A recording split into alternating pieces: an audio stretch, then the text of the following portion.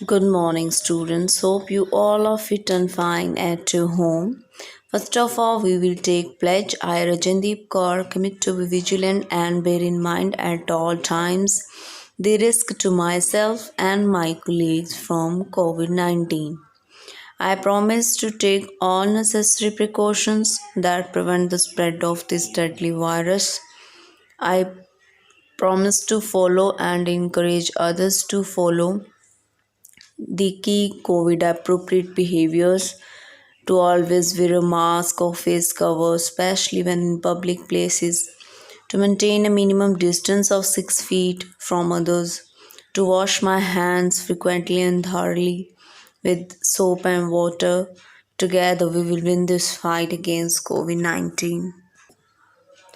प्रिय विद्यार्थियों, जैसा कि आपको पता है, हमने प्रीवियस एवी में महायज्ञ का पुरस्कार जो आपका चैप्टर नंबर 3 है वो रीड किया था, जिसमें एक सेठ अपने यज्ञ का विक्रय करने के लिए, बेचने के लिए धन्ना सेठ के पास जा रहे हैं और रास्ते में उन्होंने एक भूखे कुत्ते को अपनी चारों की 4 रोटियां दे दी।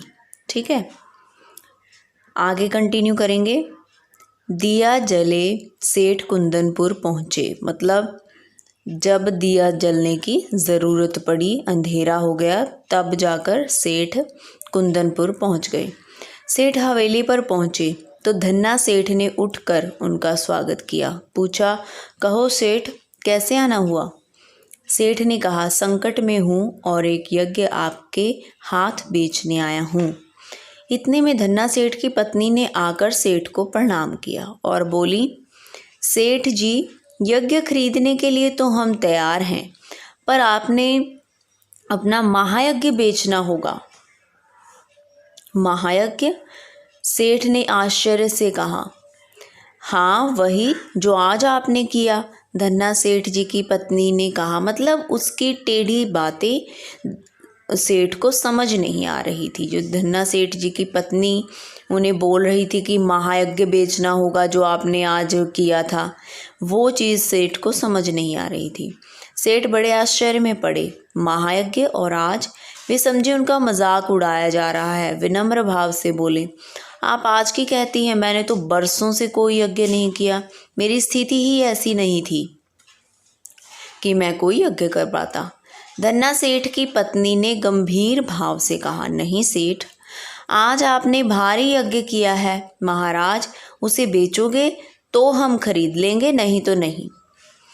सेठ विस्मित विमूढ़ हो गए। विस्मित विमूढ़ मतलब बिल्कुल ही अचंभे रह गए, मतलब हैरान हो गए। ये क्या बातें हो रही हैं, उसे कुछ समझ नहीं आ रहा था। उन्हें निश्चय हो गया कि इन लोगों को यज्ञ खरीदना ही नहीं है, उनका कोई इंटरेस्ट ही नहीं है, इसलिए ऐसी बातें की जा रही हैं। फिर धन्ना सेठ जी की पत्नी ने दोबारा पूछा, क्या सोचते हो सेठ? बोलो, राजी हो? सेठ ने खिन्न होकर कहा, सेठानी जी, हंसी छोड़िए, काम की बात कीजिए। बरसों से मैंने यज्ञ नहीं किया, आप आज की कहती हैं। सेठानी जी ने समझाया कि आज रास्ते में स्वयं ना खाकर 4 रोटियां भूखे कुत्ते को खिला दी, यह महायज्ञ नहीं तो और क्या है? यज्ञ कमाने की इच्छा से धन दौलत लुटाकर किया गया यज्ञ सच्चा यज्ञ नहीं है।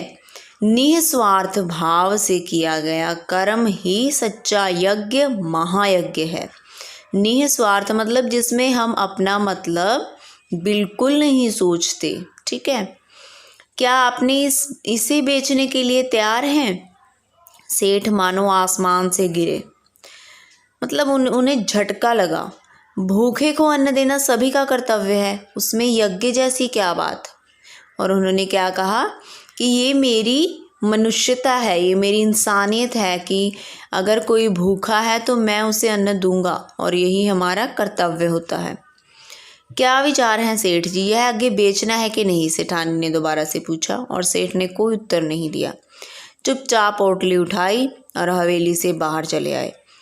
उन्हें मानवोचित कर्तव्य का मूल्य लेना उचित न लगा। मतलब जो इंसान का धर्म होता है, इंसानियत, उसके बदले उसे कुछ मिल रहा था, ये चीज़ उसे सही नहीं लगी और वो वापस चला गया। कुंदनपुर की धर्मशाला के चबूतरे पर भूखे पेट जैसे तैसे रात बिताकर, मतलब वो वहाँ सो गया होगा। पो फटे वहाँ से चलकर, पो फटे मतलब सुबह की पहली किरण जब निकली तब वहाँ से वो चलना शुरू कर दिया उसने। अगले दिन शाम को सेठ अपने घर आ पहुँचे। सेठानी बड़ी बड़ी आशाएं लगा के बैठी थी। सेठ को खाली हाथ वापस आया देख आशंका से कांप उठी, मतलब उसे तो लगा था कि कुछ पैसा आएगा, घर में रोटी बनेगी। बोली, क्यों धन्ना सेठ, नहीं मिले? सेठ ने आद्योपांत सारी कथा सुनाई। आद्योपांत मतलब शुरू से लेकर एंड तक। सुनकर सेठानी जी सारी वेदना जाने कहाँ विलीन हुई। वेदना मतलब दुख, विलीन हो गई मतलब बिल्कुल ही गायब हो गई, मतलब जो दुखी थी ना वो दुख उसका ख़त्म हो गया। हृदय उल्लसित हो उठा, उसका दिल खुश हो गया। विपत्ति में भी क्यों खुश हुआ देखिए, क्योंकि उसे जो उसके पति ने काम किया था, उसकी सोच जो भी थी उसके लिए वो खुश थी। विपत्ति में भी सेठ ने धर्म नहीं छोड़ा, मतलब इतनी उन पर मुसीबत आ गई थी, चाहे तो वो वही महायज्ञ बेच देता इसी नाम पर, लेकिन उसने ऐसा नहीं किया। इसीलिए वो बोल रही है, धन्य है मेरे पति। सेठ के चरणों की रज मस्तक पर लगाते हुए बोली, चरणों की रज मतलब धूल, चरणों की धूल माथे पर लगाते हुए बोली, धीरज रखें, भगवान सब भला करेंगे। रात का अंधकार फैलता जा रहा था। सेठानी उठकर दिया जलाने के लिए दलान में आई तो रास्ते में किसी चीज़ की ठोकर लगी, गिरते गिरते बजी। संभलकर आले तक पहुंची। आला होता है जिसमें दिया रखा जाता है। और दिया जलाकर नीचे की ओर निगाह डाली तो देखा कि दहलीज के सहारे एक पत्थर ऊंचा हो गया है, जिसके बीचों बीच एक लोहे का कुंदा लगा है। कुंदा मतलब जिसमें लॉक अटकाते हैं, ठीक है। इस कुंदे को उन्होंने ठोकर खाई थी। शाम तक तो वह वहाँ पत्थर बिल्कुल उठा भी नहीं था। अब यह अकस्मात कैसे उठ गया? अकस्मात अचानक से कहाँ से यहाँ पत्थर आ गया? सेठानी भौचक्की सी खड़ी रही, मतलब वो बड़ी हैरान हुई।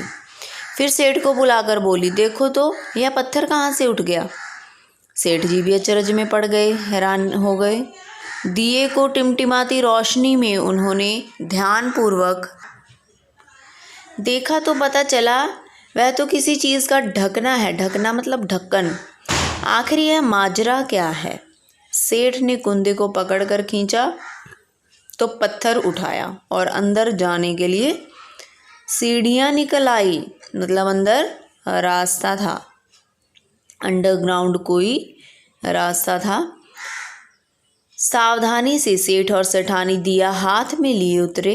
कुछ सीढ़ियाँ उतरते ही इतना प्रकाश सामने आया कि उनकी आंखें चौंधियाने लगी। सेठ ने देखा वह एक विशाल तहखाना है और जवाहरातों से जगमगा रहा है। तहखाना होता है अंडरग्राउंड जब रूम बना हो, उसे बोलते हैं तहखाना। देव की इस माया का रहस्य उसकी समझ में नहीं आया। देव मतलब यहाँ भगवान की ओर रेफर कर रहे हैं।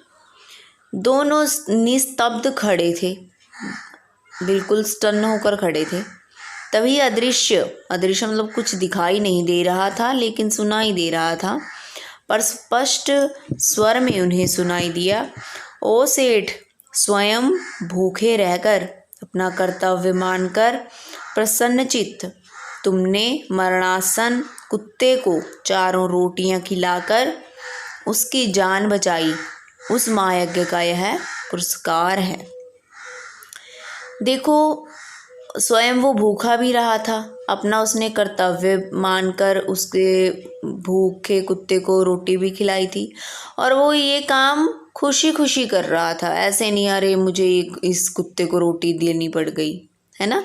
प्रसन्न चित्त था। और मरणासन कुत्ता मतलब वो मरने ही वाला था, उसकी 4 रोटियां खिलाकर उसने जान बचाई थी।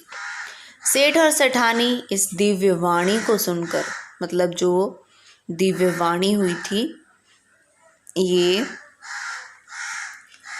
कृत्य हुए, मतलब बहुत ही उन्हें उन्होंने ग्रेटिट्यूड प्रकट किया। वही धरती पर माथा टेक कर उन दोनों ने भगवान के चरणों में प्रणाम किया, शुक्रिया किया। Written by Yashpal ji. Hope you have understood. Take care. Bye bye.